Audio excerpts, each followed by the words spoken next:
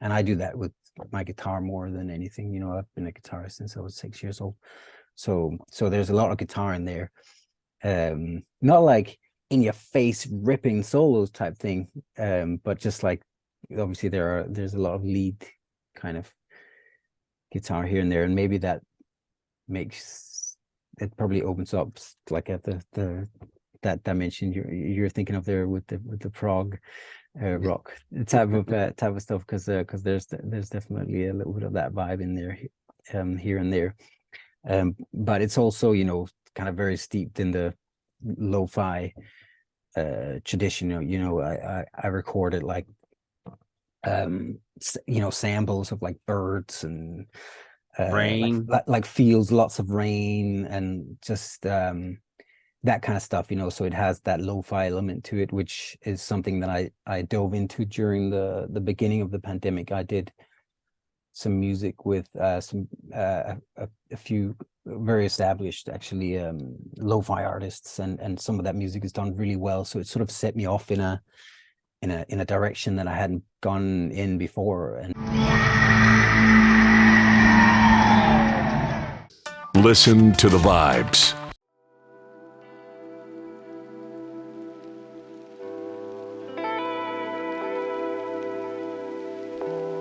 Welcome, everyone, to another episode of Listen to the Vibes, and I'm very privileged to have Quist here with me. He's a musician, guitar player, songwriter. I've listened to his music, and I'm gonna tell you what, it's perfect, especially if you're like me and you want to meditate. I mean, this is perfect for that. thanks so much, Kyle. Very Appreciate it, man. relaxing, I will say. And it's not relaxing, oh, I'm going to go to sleep. No, it's very hypnotizing, I will say that. Thanks, man. But before we get into talking about your new album, tell me a little bit about yourself. Well, I mean, I was born in Denmark, and when I was a teenager, I moved to London, and that's where I started to get like a career in music or whatever. And I was there for quite a few years until I moved to America. Now I live here in America, in Los Angeles, and yeah, here we are. And your journey took you to play with Bryan Ferry? Yep, that's right. Yeah. When I was in London, his manager was well, he was a lawyer, and he helped me sometimes with, like, I asked him for advice on like contracts and, you know, music business kind of stuff, and he helped me out in a variety of ways when I was you know, doing my thing. And then when Bryan was looking for a guitarist, he reached out to me and said, hey, do you want to give this a shot? And yeah, so I ended up playing with Bryan for quite a few years, and touring the world, and yeah, having some fantastic times like that, you know. So yeah, it was that was a good thing that came out of being in London, for sure. I mean, I was there for a long time. I did a lot of things, but yeah, I sort of started working with Americans when I was in London, and they sort of put the idea in my head that I'd already had when I was a teenager. I nearly moved to America when I was a teenager. Mm-hmm. So they sort of reminded me, hey, well, yeah, you know, it might be real good fun, actually, the way that you are as a musician, like to come and be in the context of American music. So that's why I sort of said, oh yeah, hey, I should come here and see what happens. And I've never regretted it. I'm very happy here. So what was it like when you got that phone call? Did you kind of geek out a little bit with Bryan?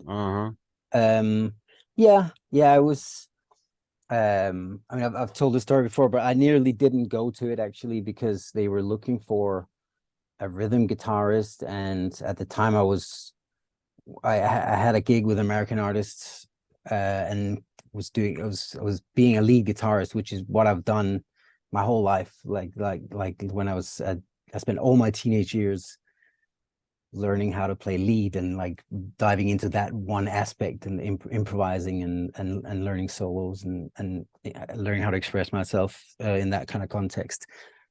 So I felt like I didn't feel like it was the right thing for me to like go and try out to be like a rhythm guitarist for him. So I knew I didn't go, and my wife sort of went, no, you're going, you got to do this.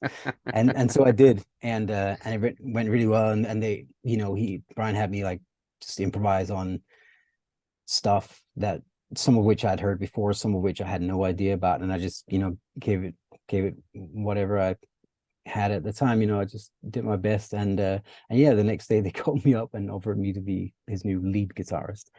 So I was extremely happy, to say the least. It was a big moment.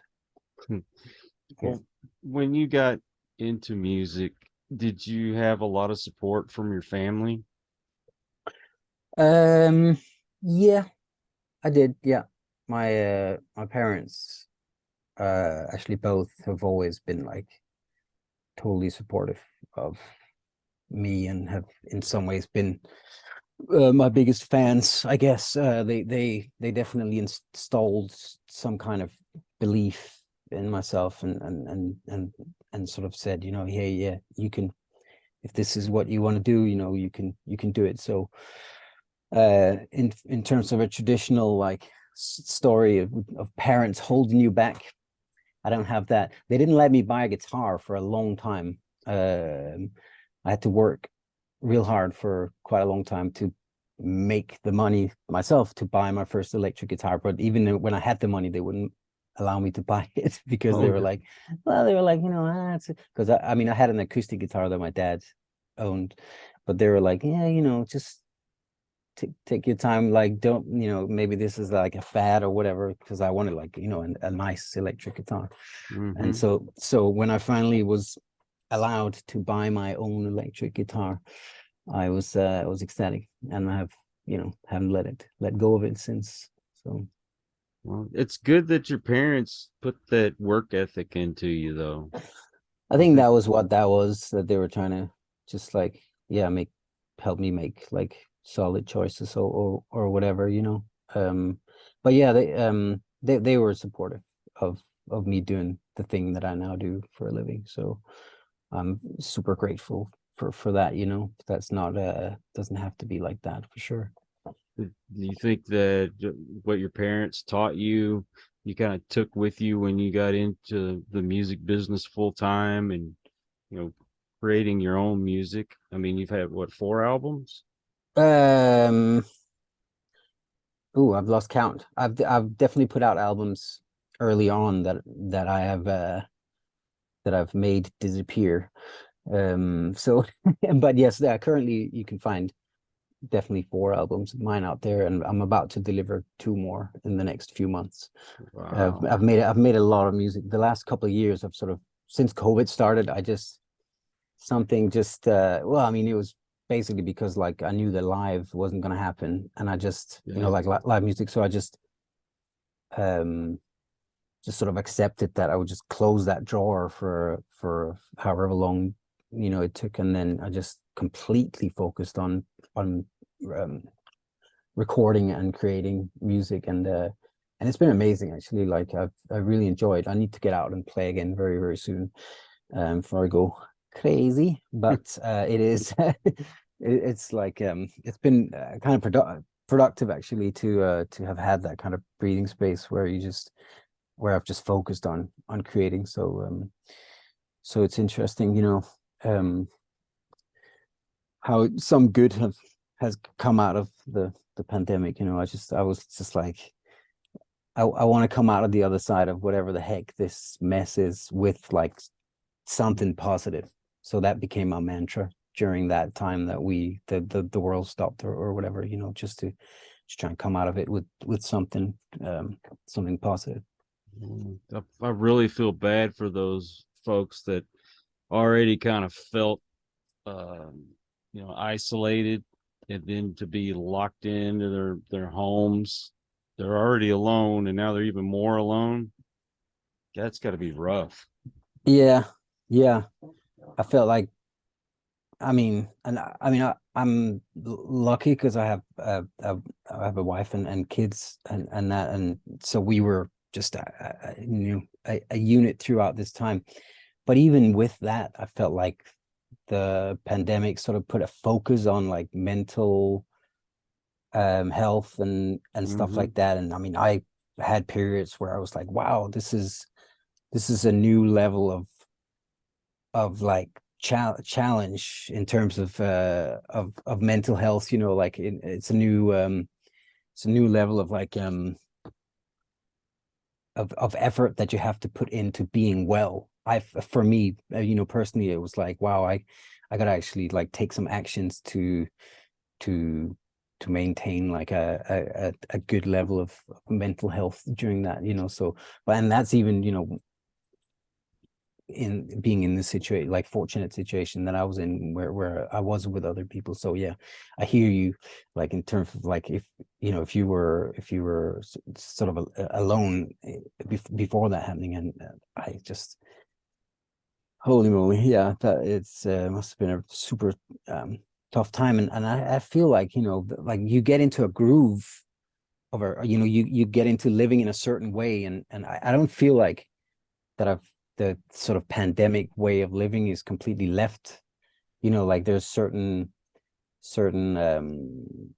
things that are like, still kind of there in terms of, people getting together and like, you like socially, there's because habits form when you don't do something for a few years or whatever, then it's like, so I feel like it takes like, almost like you have to,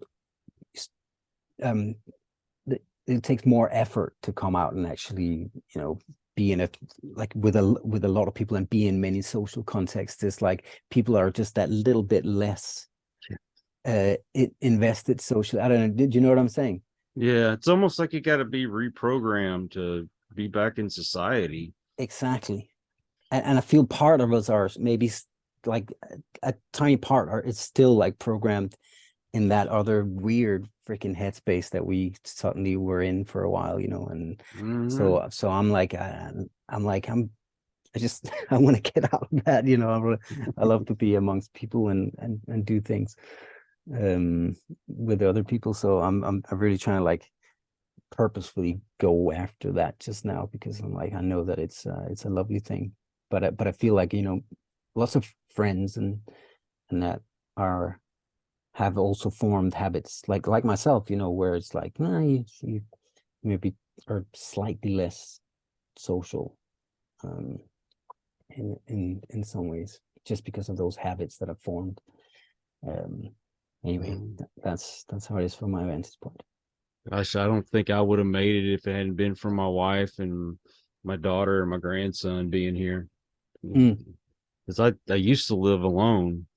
And Right. if I'd been during that time, I would have gone cuckoo.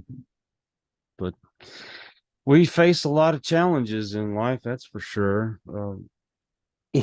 Yeah.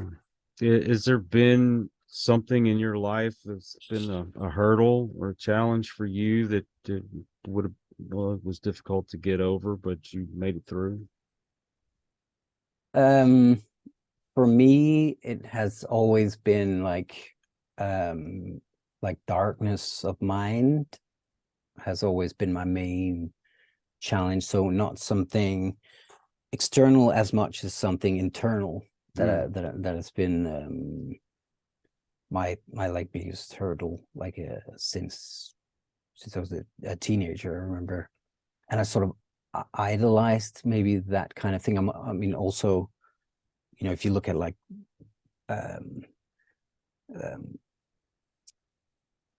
if you look at what's it called, grunge, for example, like Nirvana and that kind of thing, there was a time where where it was almost romanticized a little bit, a sort of darkness and depressive type of thing. And I also come from like Russian.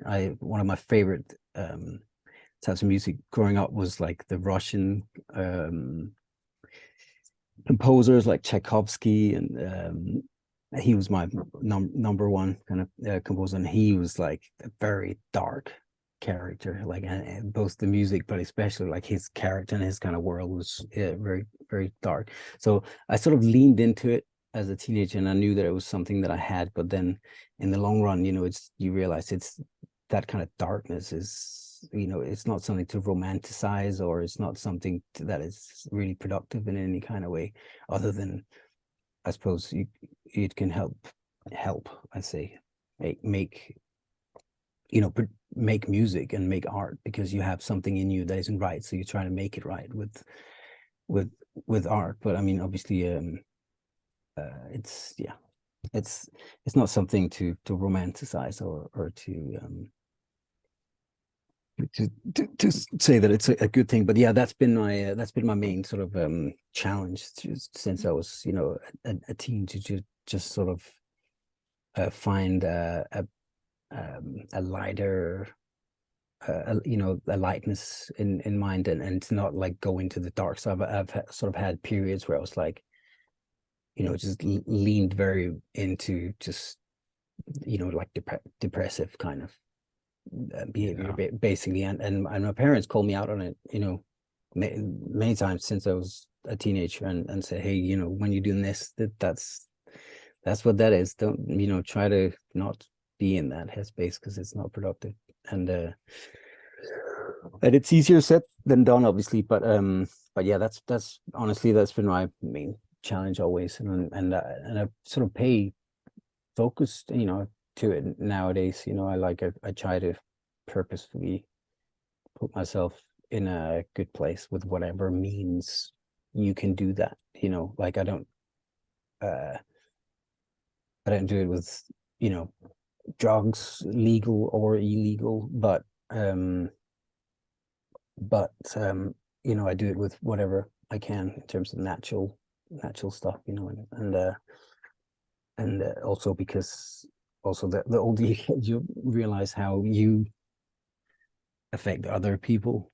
Oh, yeah. And I want to be somebody who is a positive influence at all times if I can, but obviously that's, you know, easier said than done. Yeah, I know there was a time, and I still fight with it myself, where my mind will start drifting to that dark space, and I have to pull myself out of it, or I get into the pity party, you know, always feeling sorry for myself, putting myself down, feel like life is just not even worth it anymore. It's so easy to get caught up in that.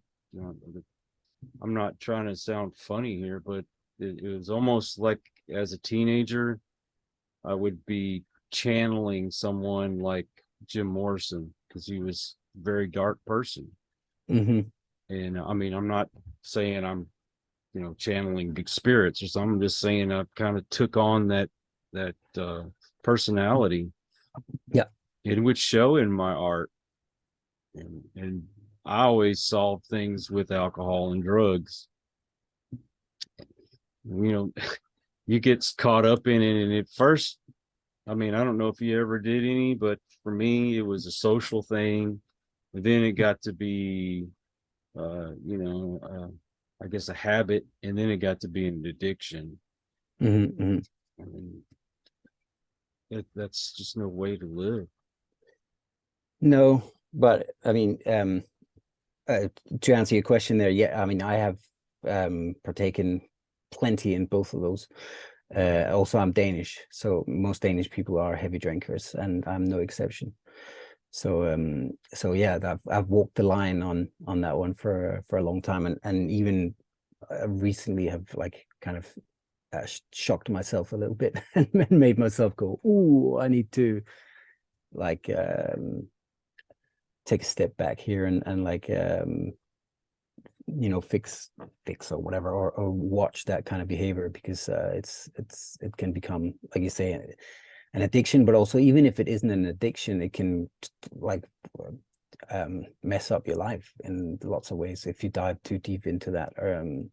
So, but you know, have you like made a clean cut, or you have? Oh yeah. Well, you know, when it comes to the alcohol, every few months I might have a drink or two, Right. but if I start feeling myself getting tipsy, I back away because I know I'll just keep going until I can't stop. Once I get in that mindset, Mm-hmm. it's over. So but I try to avoid drinking, but the drugs, I have to stay away from them. Mm-hmm. That's why I don't associate with a lot of people that I spent most of my life with. Right. Um, Yeah, that one's tough. But yeah, with alcohol, I'm like, I don't want to give it up completely. But on the other hand, it's like, you have to trust yourself that you can, like, not veer out this side every time you come in contact with it, so yeah. it's a balancing act, like so many things in life. So Yeah, that's why I just as soon stay away from it. yeah, no, that makes sense Mm. completely. Now, Yeah. would you? Let's get back to the music. Mm-hmm. Now, this album, like I say, it's very melodic. Um, Thank you, man. could very easily use that in my meditation. In fact, I plan on. Um, but it has a prog rock sound to it. Is that kind of your influence? I wouldn't say it's my influence as much as it's just, I mean, I come from some parts of that, I definitely I have some of that in me. So Mhm. it's not strange that it comes out in ways like that. It's definitely the most chill album I've ever made. Like, it was literally made it was both like kind of therapy for myself at the time of the making of the album, but also thought of as something that hopefully could, like, provide that sort of service for other people, in terms of how it feels when you listen to it. So it's definitely the most, like, chill, relaxed, non-aggressive album I've made. But yeah, I mean, everything I do want to put, obviously you always want to put sort of your voice in there, or so to speak, or have it be, as clear a sort of expression of, like, your voice, so to speak. So, and I do that with my guitar more than anything. I've been a guitarist since I was 6 years old, so there's a lot of guitar in there, not like in your face ripping solos type thing, but just like, obviously there's a lot of lead kind of guitar here and there, and maybe that makes it, probably opens up, like, at that dimension you're thinking of there with the prog rock type of stuff, because there's definitely a little bit of that vibe in there, here and there, but it's also, kind of very steeped in the lo-fi tradition. I recorded, like, samples of, like, birds and Rain. like fields, lots of rain, and just that kind of stuff, so it has that lo-fi element to it, which is something that I dove into during the beginning of the pandemic. I did some music with a few very established, actually, lo-fi artists, and some of that music is done really well, so it sort of set me off in a direction that I hadn't gone in before, and I've kind of been riding that wave ever since. Actually, it's been almost 2 years. Yeah, and it's been really cool, actually. I've created a lot of music with a lot of different people, and this is, I think, the first one that is like a primary, where I'm like the primary force. Like, I created a lot of music with where a lot of the other artists had the final say as well, like, or not the final say, we decided it together, but like the final touch in terms of production and stuff like that. But this one was, I was at the the steering wheel, throughout the whole process, and it's out in my name, Mhm. So it was fun to see that come out. Yeah, the way it has. I'm really happy about how it's turned out. So yeah. Well, there's some bluesy sounds to it, and like I mentioned before, the prog rock, but very mellow, and it's got that like you're floating in space kind of feel to it. I did a lot of reverse recording. So like I'd record like a chord on a guitar, or like even it's like a couple of chords, and then I would reverse it and create like a bed of reversed sounds, which immediately sounds like kind of like a dream kind of scenario, or like some like surreal dream kind of situation. So I sort of used that trick quite a lot in the music. Just I say trick, but it's just it's not hard, but but it just creates a certain vibe, and I really got locked into that kind of vibe. And then I also did sing quite a lot on it. There's quite a lot of vocals on it, not no words or anything, just like oohs and ahs, and wanted to put that little extra level of of my sort of personality or whatever, or just make it that much more personal, to just add a little bit of voice in there. So I think I'll be doing that a lot in the future, because I like that. Have a little bit. It's like almost I don't know, what's it, like Tibetan monk kind of chant singing. Does that make sense? Without sounding so monotone. Yeah. No, there's definitely some of that vibe. Also, I've like bathed everything in like reverbs and delays and stuff, so it sounds like it could be inside a Tibetan monk's temple. So it does have that sort of lots of reverb and that kind of stuff. So yeah. Go ahead. I'm sorry. No, you go. I was gonna say, did you start out with that kind of theme in mind, or you just kind of went in that direction? Yeah, I wanted to do something that was like more chill and more relaxed than anything I'd done, for like a number of reasons.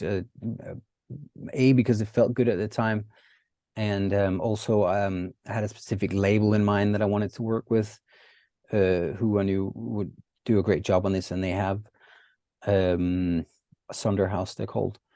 And also, I mean, there is it just felt like the kind of the right thing to put out there at the time. Like obviously I made this when the world was slightly different, because it's it's some months ago that I made it, but like it was a time where it just felt right to make that kind of vibe, rather, because I don't feel like people are trying to like speed up. I think it's more about slowing down a little bit.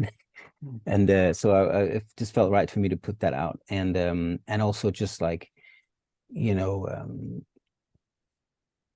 many of the services out there, Apple Music, Spotify, those kind of services, they've created a space for this kind of music. It's actually not bad. I didn't think I would say anything good about that whole world, but I gotta say, like last week they added one of the tracks, Indigo.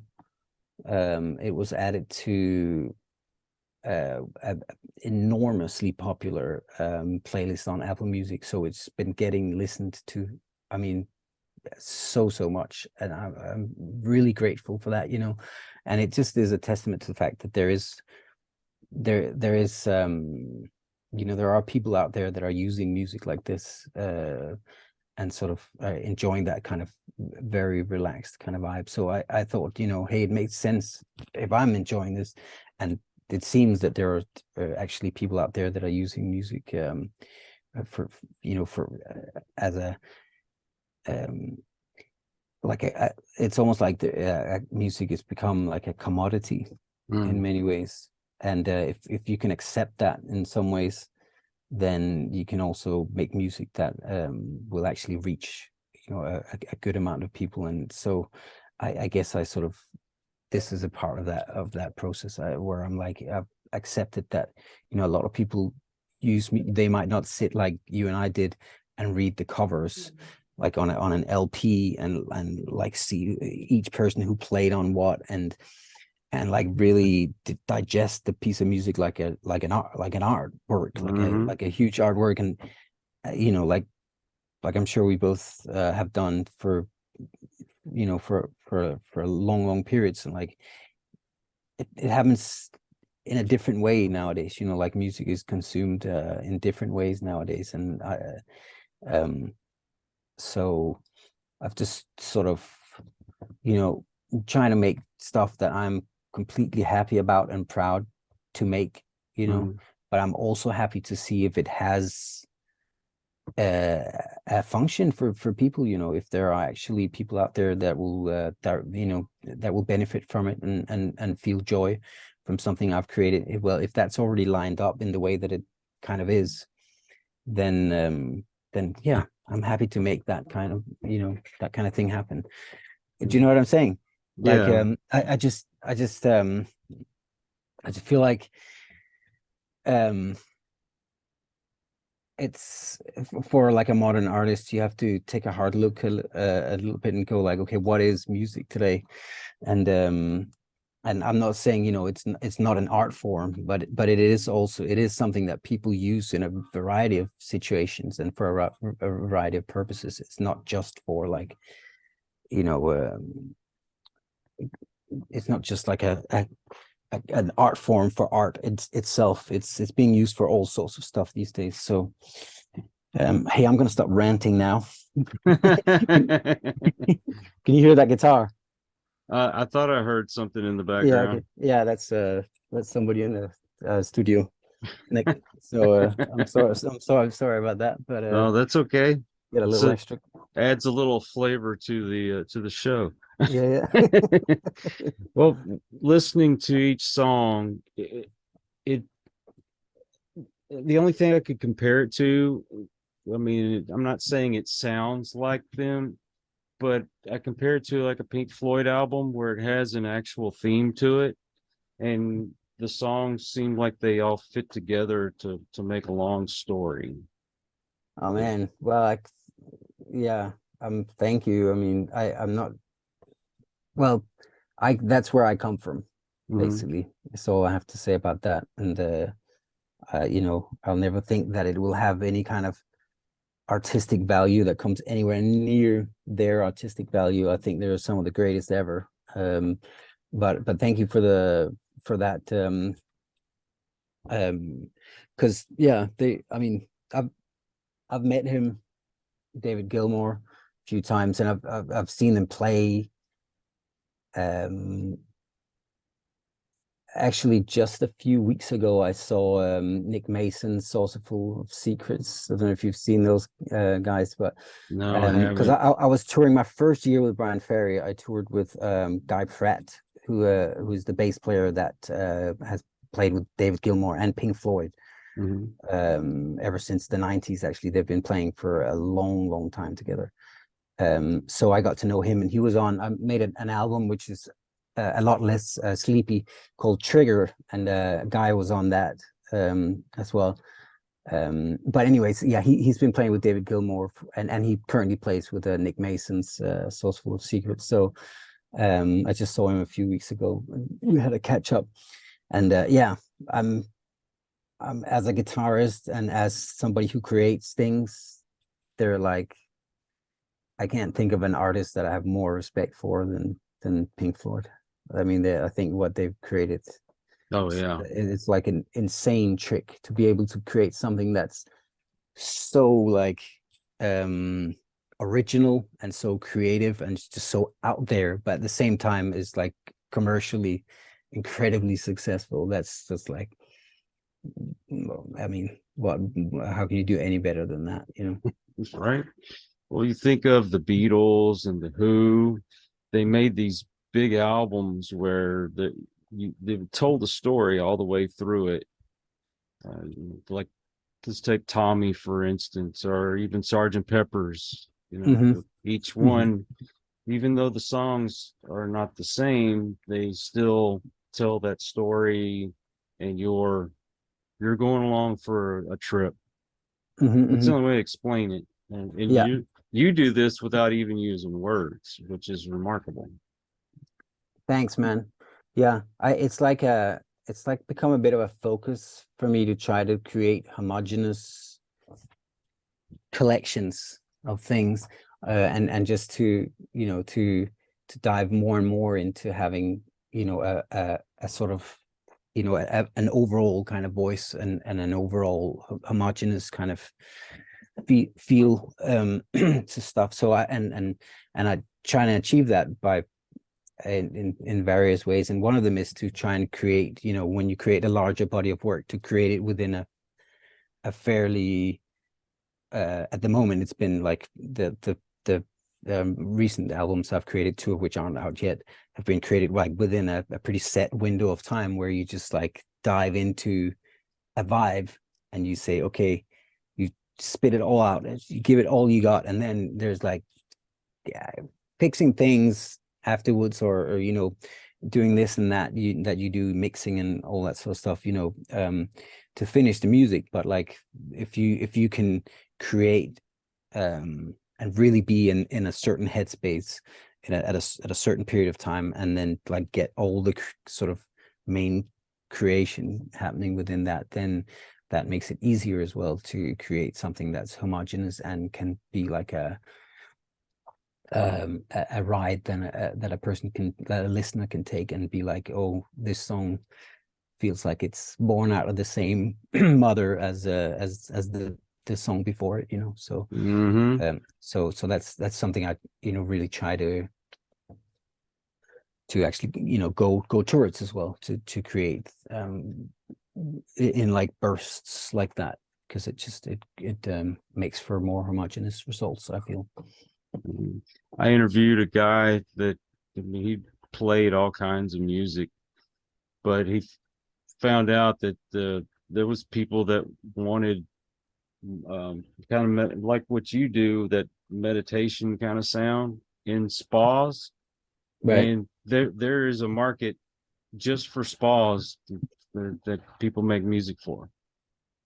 I know. Yeah. That's pretty crazy. Yeah. I mean, there's music for so many things nowadays. It's pretty crazy. So I guess the main thing is to find yourself in, in something, and then express yourself within that something. Yeah. Yeah. Well, for me, well, when I first heard it, I thought, well, I'm trying to get back to my spirituality, Right. and I like to take some time just to get away from the world, and to get my thoughts together, and focus on, of course, getting closer to God, but just making my life better. Hmm. And when I heard this music, I was thinking, "Dude, this would be perfect for what I want to do." So I can just go to my quiet space, I'll put on my headphones, and I could do my meditation, and I could just drift away, you know, if that makes sense. That makes me very happy to hear that. If that can help you do that kind of thing, that's what it's there for. Um, I think it's kind of, almost cliche obvious, in the title, breathing space, that it's, that I'm really hoping that it can be that for other people than just myself, Um, Yeah. so yeah, that makes me super happy to hear.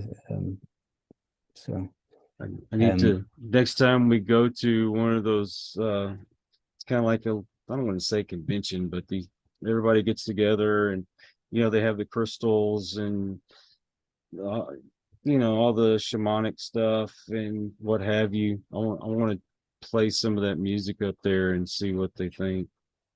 Nice. Sounds good. Is that a thing in Austin?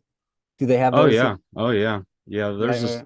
There's a specific shop that we like to go to all the time here, and you can get all your spiritual stuff there. I mean, they sell sage and candles and your talismans and Right, right, right. books and tarot cards and all that kind of stuff. I'm still on the fence about some of that stuff, but you know, I think a lot of that you use it for your meditation, Mhm. and I mean, it's good. I don't know. I'm trying to think of the words to say. It's a good tool to have some of these things to help you get, to relax. Yeah. Yeah, it could be used as like it can probably spark a kind of an energy Hmm. and help um I can totally see that happening. Um but yeah, I've always wanted to get better at meditating. I'm not very good at it. But I do have that need like to like like quiet, and yeah, I can hear Hmm. sometimes it's like it's too loud and you have to do something to quieten it. But I running is my antidote usually for that. Like that's what gives me like peace and quiet like that. Yeah. But I'd love to learn to meditate as well. I feel like I would need um like professional guidance. You know what I mean? Like because I could just got no idea. I Um had to, because I was like, how are you supposed to do this?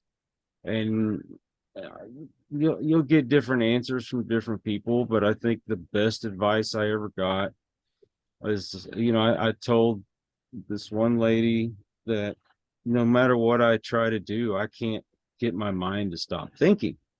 I right. mean, it's impossible. Hmm. And she says it's not that you're thinking. She said it's what you're thinking. You need to focus on, certain things, like if there's something I need to change in my life, I need to Hmm. focus on what it takes to improve myself in that Hmm. area. Hmm. And that's part of the meditation. Sometimes you can just um, use affirmations as part of your meditation, I was just gonna say that word actually. Yeah, I do actually use that. I have used that for like uh probably eight, no, probably almost 10 years. Wow. Actually. So I've been aware of the power of affirmations for a long time. And that, like, going back to what I was saying about having a dark mind and trying to be on the be in a place where you can be a positive force to the world around you. I think Mm-hmm. for me, they that's one of the main tools I've discovered to be able to do that, to put myself in a productive mindset and a positive, positive productive mindset. You can do that yourself, like Mm.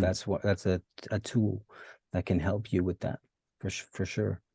And I've absolutely made use of that a lot, and still do. Like yeah, also for like playing live and stuff like that, that's again, that's because that's a time where you have to be in the moment so much.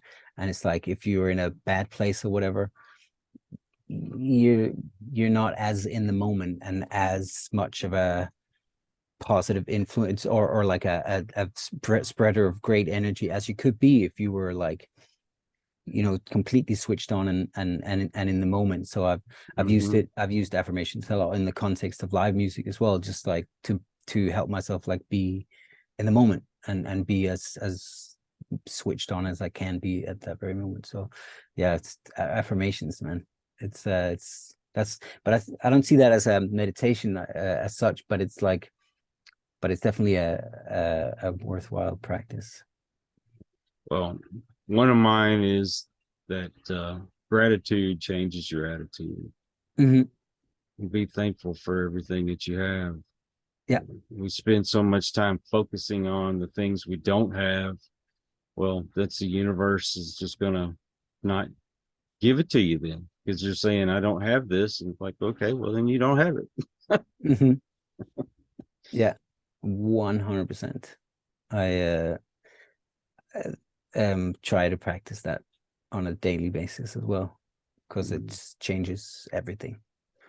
And I think if you don't, veer towards that, life can sort of, I mean, can obviously always do crazy shit, but that's one thing that you can, that you yourself can do. You can try to live in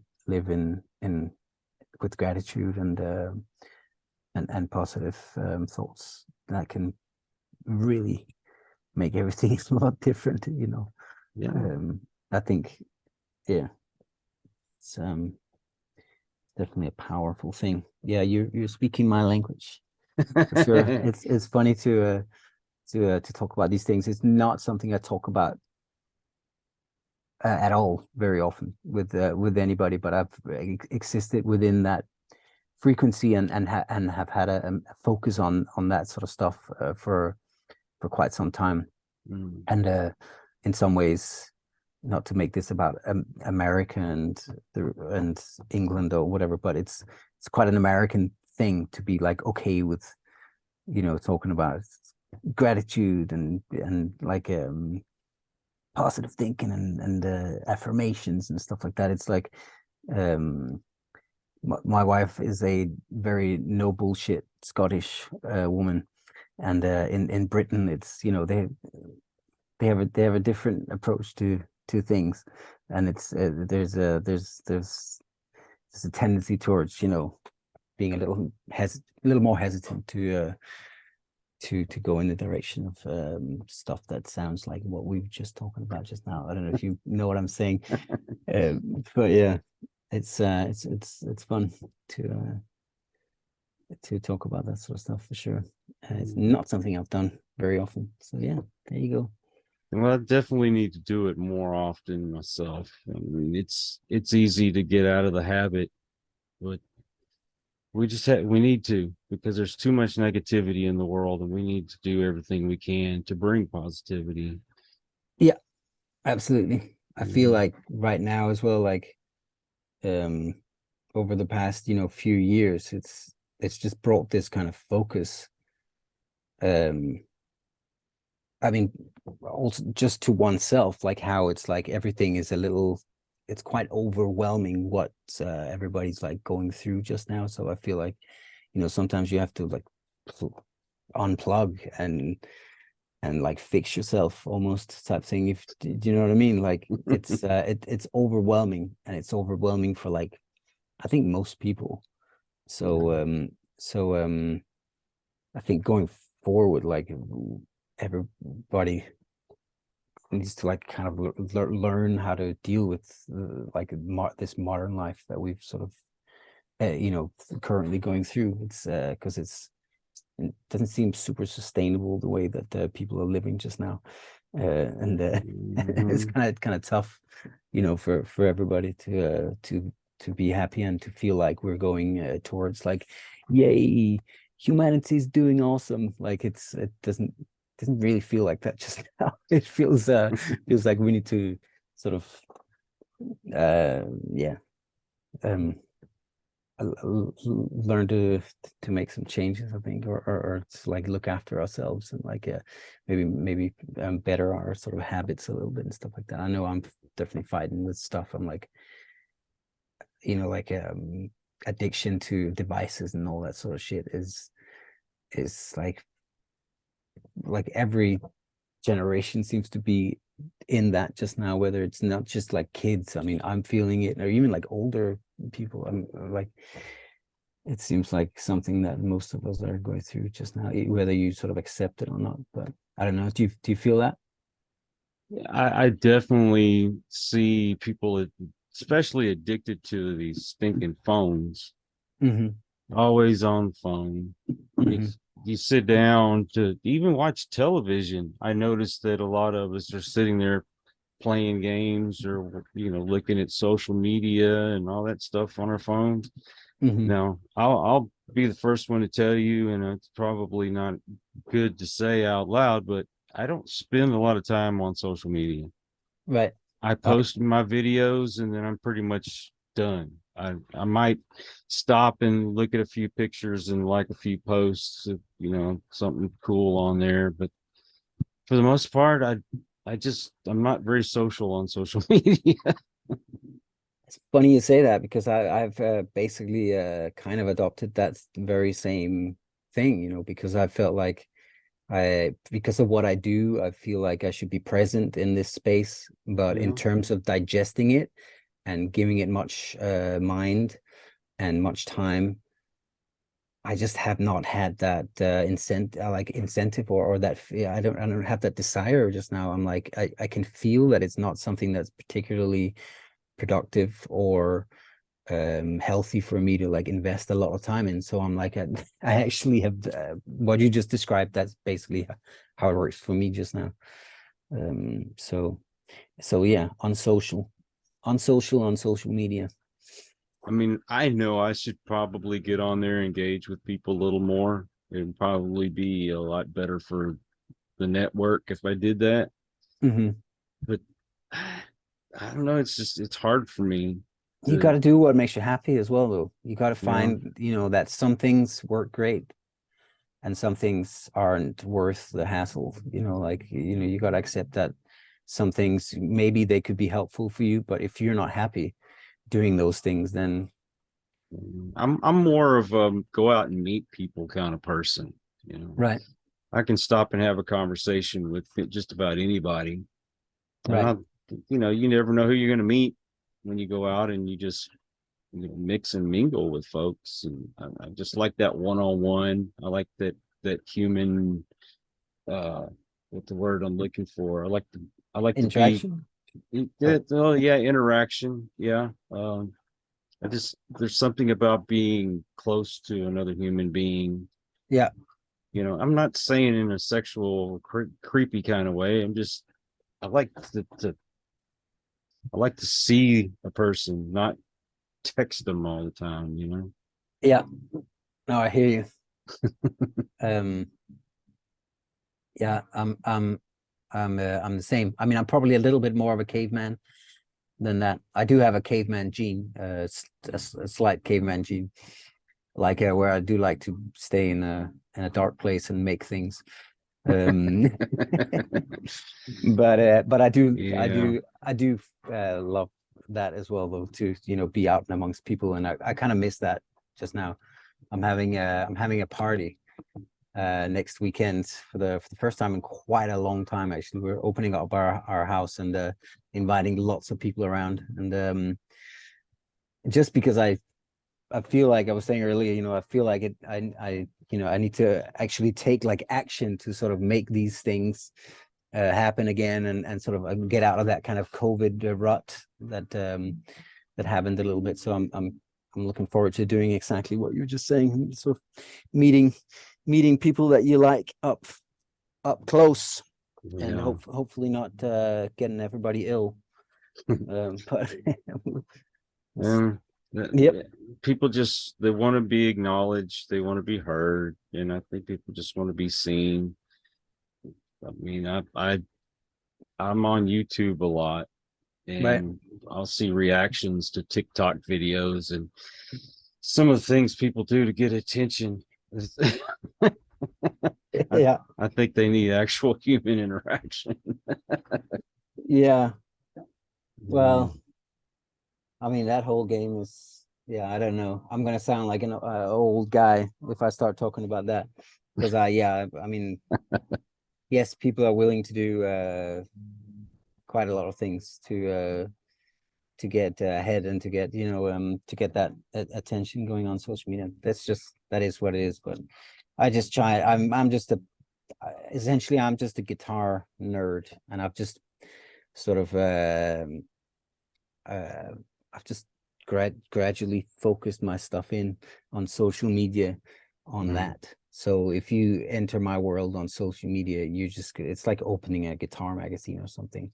It's just it's like a guitar nerd scenario. It's not like hey, I went out with this such and such person, or I had this to eat for breakfast, or I did, or I met such and such person. I mean, sometimes I do those, but I generally have switched off that kind of thing where you have to like, like a journalist, you have to like report everything you do with everybody. I'm like, I've just kind of switched that off. I'm just like, just said, oh, social media for me, it's like where I put things I've made, and that's about that. So it's but I mean, social media is not young anymore, so I think it's become a lot of different things for a lot of people, and it's just it is whatever it is nowadays. And some people use it in fun ways, some people use it in annoying ways. Who cares? Yeah. But well, I mean, my last kind of personal post, like a picture of me, I believe it was when we went to go see Stevie Nicks in concert. And I mean, of course, I met Stevie Nicks. I'm gonna post a few pictures. Yeah. But if somebody sends me a message on social media, I do my best to answer everybody. I don't think I've missed anyone yet. Right. That's awesome. But That's speaking of, what social media are you on? I mean, YouTube is the thing that has enabled me to do what I've done for the past 10 years. I put out these like guitar jams basically, which has sort of created a foundation for me. So that's the main thing that I've while I was touring for the past like decade, I've just made like these guitar tracks in hotel rooms all over the world, and on tour buses and whatever. So I've just sort of built up a library of guitar jams, jam tracks that also invite other people to jam along with them. And so that's been my main thing for a long time. I'm pretty active on Instagram as well, and I took on TikTok and have found, I guess, a bit of an audience there already. But it was mainly because I could sort of take the stuff that I created for Instagram and just put it right on over on TikTok. So I just thought, well, don't be lazy, just do that, and just like was able to do it without a care in the world. I just like, I don't care. I'll just put this thing here and then I'll go on with my day. But it's actually sort of created an all right little vibe and a community that I'll keep sort of posting my things there. But again, it's 99% just guitar stuff. It's just me playing my guitar. But yeah, so those are the big ones really. I mean, I'm on Facebook, but I'm not massively invested in that.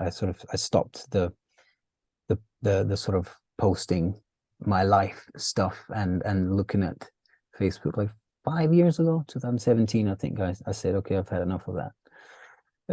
So I still put it on like my like artist profile, but I mean, I don't invest a lot of time in that. And TikTok or Twitter is a long time since I sort of said bye to that one as well. So I feel like it's okay to just specialize a little these days and not necessarily do every single outlet available to this world.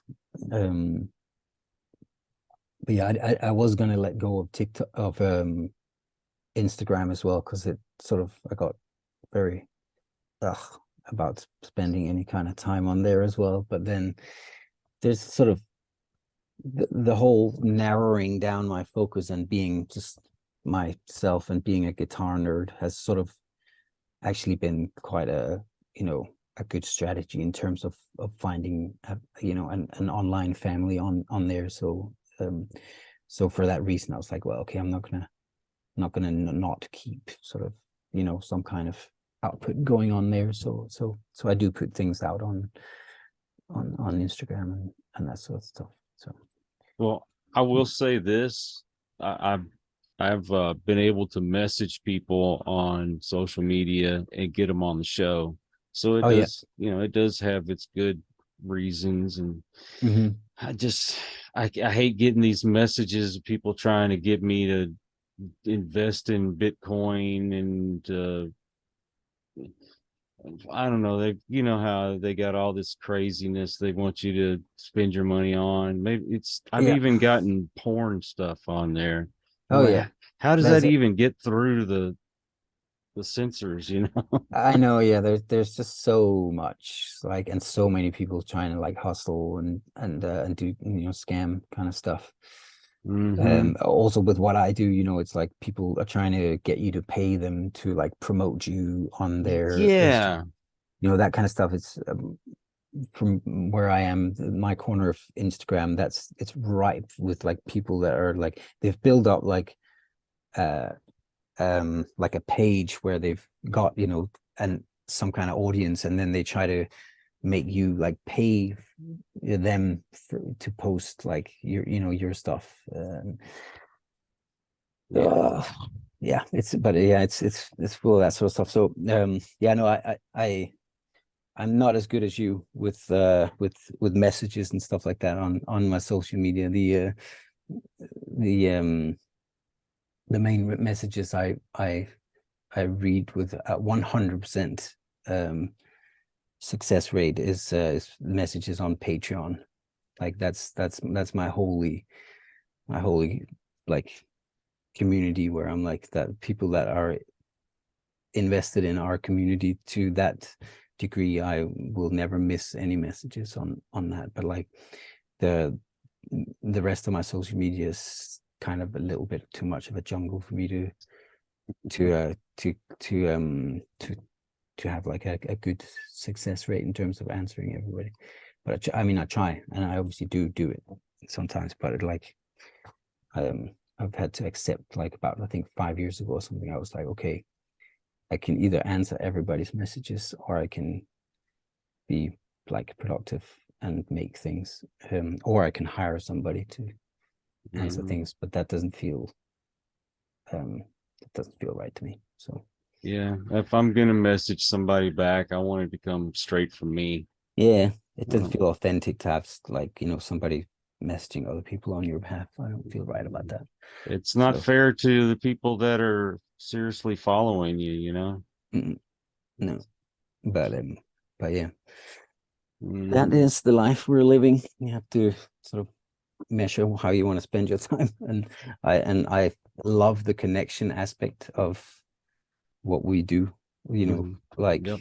I spent, like, last night I sat up till late answering messages on Patreon, and I love that aspect of it, and I like regularly take the time to just be a guy who, when I also like comments on YouTube, I'll answer not all of them, but I'll answer many of those, and I regularly take time to just be accessible, and be a part of that community, because it's fantastic. I love the fact that we can like connect across the world to that degree, where it's like Yep. you can have like profound, sometimes exchanges with people that are just over on the other side of the world, and you're like, Yep. that's freaking amazing. And I appreciate that, and or the fact that I can somehow help somebody, again, in just some other part of the world. I love that stuff, and I take time to do that, like, basically every day, because that's one fantastic aspect of it. But yeah, obviously it's all to do with devices, so you gotta.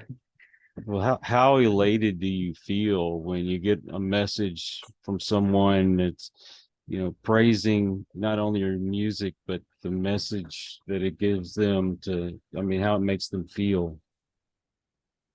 Oh, it's the best.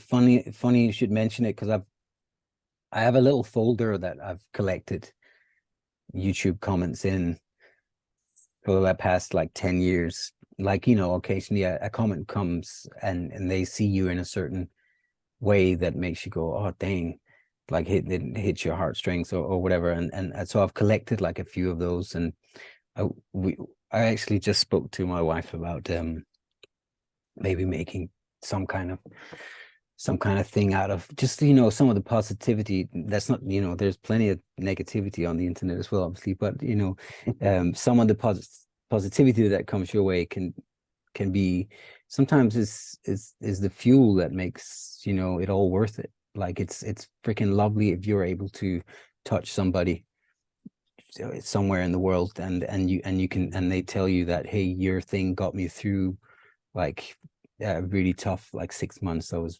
jamming on this track every day and I really love it, and thank you, and blah, or whatever, like stuff like that. I'm just like, Yeah. I screenshot those kinds of comments, and I've, like I said, put them in a little folder, and I feel like that's the special sauce that makes you keep on doing, you know, stuff. Like for me, it's like the thing I've been doing on YouTube, which I've done now for, like I said, over a decade. It's like, you know, that's kind of a long time to be doing one thing, you know, and I've been putting out those jam tracks for well over 10 years. But like when I see those kinds of comments, or when I feel that kind of connection with other people, that's the fuel, you know. That's all I need to be like, okay, yeah, this is doing something for someone. And that's all I care about, really, you know. That's the fuel that makes me create and that makes me want to do what I do. So yeah, I think I'm going to create actually some kind of little, I'll cut out my favorite ones and hang them up somewhere at home or in my studio, because, you know, sometimes you need, like, speaking of affirmations, or speaking of staying on the light side and not the dark side, sometimes, you know, stuff like that can absolutely help bring you into a positive and productive kind of path, you know. So for that reason, I've collected those, and I think I'm gonna actually make a thing out of it. So it's funny you mentioned it. But yeah. My favorite thing is if I'm feeling down and kind of, I don't know, losing faith a little bit, and I happen to open up one of my, like, my YouTube or something, and I see one of those comments, and, like, you know, they'll tell me, thank you for bringing so and so on your show, and they really helped me, and one of those kind of messages. When I'm feeling down, automatically I snap out of it. I'm like, yes, I can just keep going and keep going. I love it. Yeah. Oh man, that's fantastic. Yeah. That's the best feeling. It really is. It really is. Yeah. Do you have a website? I do. Yeah, it's Quist, like my name, Quist, Quistorama, like Futurama, but Quistorama.com. Yeah, so my music's on there, and my jam tracks are on there. Like, I've made 1 million jam track albums. They're all on there, and yeah, there we go. That's my website. I'm going to put the links in the description to make it easy for the folks to go to it. And thank you so much, man. I thank you for coming on the show, spending your time with me. I know you got to be a busy guy. I do have another conversation happening shortly, but Kyle, it was really fantastic to chat with you. I really appreciate you giving me the opportunity to share here. Oh man, anytime. You're welcome back. And, thank you, man. But I want to thank all of you out there. If you happen by the channel, this is your first time, number one, appreciate that. But I hope you'll come back. Please hit that subscribe button. And for my regulars, I love y'all because you make it possible for me to do this. So until the next one, everyone, please take care. Be kind to one another. God bless and peace.